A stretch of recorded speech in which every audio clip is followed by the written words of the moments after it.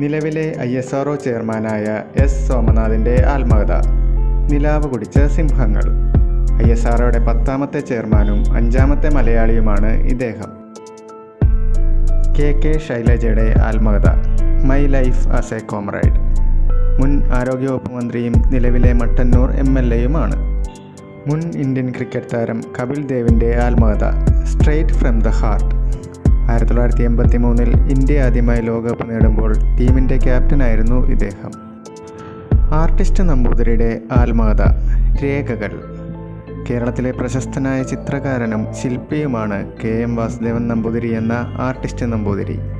അദ്ദേഹം അന്തരിച്ചത് 2023 ജൂലൈ 7-നാണ്. മലയാളത്തിലെ പ്രശസ്ത സംവിധായകനും തിരക്കഥാകൃത്തുമായ KG ജോർജിൻ്റെ ആത്മകഥ. Flash back. എൻ്റെയും സിനിമയുടെയും.